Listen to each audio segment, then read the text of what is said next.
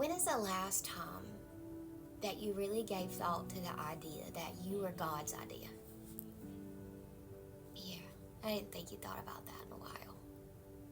You were God's idea, meaning you were a good idea. Not to be like a country bumpkin or nothing, but to say it like Morgan Wallen said, God said it was good. I bet it was great. And I bet you don't feel like you are. I think a lot of times we go through life and we let the past define us, or we let the current situation destroy us, and we think that tomorrow could never possibly come. It could never be better. We could never get better. Maybe our mind will never be clear, or maybe our steps will never be ordered, or I don't know what it is for you. Maybe nobody will ever come along and love us, or maybe we're just unlovable, and all of that just comes straight from the pits of hell. It's such a lie. When God made you, He looked down and He said it was good, that He did a good job. The Bible says in Psalms 139 that you are fearfully and you are wonderfully made. And it's so easy to forget that in a world where everything is essentially curated. Your feed is curated. Your closet curated. You can order a whole wardrobe now once a month and it's curated just for you. There's nothing wrong with that. There's nothing wrong with looking nice. I love clothes. There's nothing wrong with looking nice. I love hair and makeup and I love things like that. But at the end of the day, when all of this comes off and I put on my sweats and my fuzzy socks, I could still look in the mirror and say, that was a good idea. Because underneath this makeup is my freckles. And underneath this hair is the hair that my grandmother had. And I braid it down the sides and I go to sleep. I know sometimes when you come from things that were less than stellar, you don't really know what stellar looks like. And you think that you'll never know. And you get caught in this cycle of despair. Like it's one thing after the other. And life will always be something. But the devil would love for you to think that it's one thing after the other. And like you'll never get off the merry-go-round. But the good news is that you can get off the merry-go-round anytime you want to. You can hop down off that hobby horse and you can go running and you can tell God that you need Him to show you exactly who you are to Him. Sometimes a mirror ain't even a good way to look at yourself. Sometimes it's not, because all you're going to do is look at the last magazine that you saw. Maybe you were reading Cosmopolitan. And what you're seeing as someone that modeled for a long time, you're seeing airbrush. You're seeing even, I have high cheekbones, but I'm telling you, even when we have high cheekbones, they're going to crack them up a couple notches. And if I've learned anything about that world, is that if I hadn't been secure in myself and who God made me to be, that would have ate me alive. I remember there was a makeup artist one time, and he told me that I had good bones. And I judged that as, I'm plain. You can do anything to me. Because you take a house, for instance, if you're in real estate, and they say the house has good bones. That means you can tear everything down, and what's left over is good enough to rebuild, do over, because it's not exactly what you come for. But what they really mean when they say you have good bones is I can do anything to you, and you're still beautiful. I can do this, I can do that.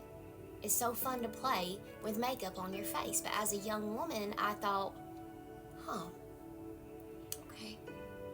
Thankfully, I come out with my confidence intact, and God has never left me in a space of inconfidence. I love that about Him, because I had so many opportunities to lose confidence, but I knew who I was in Him, and I didn't. But there was plenty of times that I thought it wouldn't get better. There was plenty of times how I knew God was who He said He was, but I just didn't know how I would get from where I was to God being who He said He was. But if you go back and you look at the Bible stories, there's always the climactic part of the story. The part where it don't look like nothing makes sense. The part where it's going down for real, okay?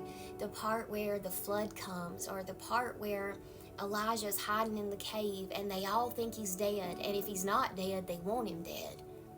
There's all of these moments There's the woman at the well when she don't want to meet anybody, sees Jesus and assumes that he's going to hate her just like everybody else did. There's all these moments of the holding your breath. And I come to tell you today to exhale. There's an old movie, I'm going to age myself. There's an old movie called Waiting to Exhale. And it says, there comes a time when you must exhale. There comes a time. You can't hold your breath forever, waiting on something bad to happen again. You can't hold your breath forever, waiting for the next sad story. You can't hold your breath forever. You are going to turn blue. So maybe instead you could look at yourself and remember that God did a good work in making you. And God doesn't make good things to put them on a shelf. God's not a trophy God. That's something I struggled with in my dating years, was men always wanted the trophy you, not you, the trophy you, the model you, the writer you, the pastor you. But you? Nah. I could drip off a man's arm, honey. But I always wanted to be loved for just me. Like if you took all the other stuff away. And when you think about identity and people ask you what you do, what's the first thing that you say? You probably said something like, my name is Joe. I'm a banker. What's at the root of that? Like, if you're a good banker, and all these hedge things and investment things that I don't understand, then that probably means that my name is Joe, I'm a banker, and I'm wealthy. Now, if I go back to my younger years and I say, my name is Brooke, I'm a model, I'm lovely. And at the root is what we think makes us valuable. It's almost like getting flowers and showing the world, this is what I am, this is what I do, this is what I got, this is what I have to offer. But the truth is that those are just things that we do. They're just roles that we play, and at the end of the day, your identity is in Jesus Christ. That's who you are. You're a child of God, that's enough. And if that's true, and God made you a character in this great play of his, this great book, because it says that he's the author, he's the finisher of our faith, then do you really think God would take a character like you and give him a bad story? Give her a bad story? Because I don't think that he would. I think that if it's not good, it's just not over. I think that if it don't make sense, it's just not the end. And I think that you got a lot of life left in you to figure out what God has set you out here to do. You got a lot of time to not be depressed. You got a lot of time to get over the grief. You got a lot of time to reinvent yourself. You got a lot of time to figure out what it is that God has for you next. You got a lot of time. As humans, it's normal to go, I think I'm running out of the time to do the thing that I want to do. But the thing is that you will set out and accomplish whatever God set out for you to accomplish, whatever that is. And if it's not over and it's not good, then it's just not done.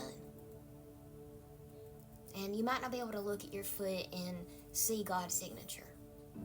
But if you were to look at your fingerprints and you were to look at your hands and you begin to look at things you don't notice very often, like a birthmark on my hand or the little lines and the shape of my nails, like God took time to form all of those things. And not only did he form it as a small baby, but he knew how I would grow up, what I would look like. He knows what I'll look like when I'm in my 90s. He knows how the wrinkles will fall. He knows what the tattoos will turn into one day. Maybe they'll look like something totally different. I don't know, and that's part of the joy of it. There's a line out of Dead Poet Society and says, I don't know what I'm going to do tomorrow. And Robin Williams says, how exciting. So maybe you don't know how this thing's going to go or end or even what today holds. But how exciting is that when you're reading a book to not know and have any idea? You're waiting to see. Live in anticipation of God being good. Because if there's one thing I can tell you about God, buddy, it's that he always will be. The good news will always be good. And I have it on good authority that he loves you very, very much. And he made it good.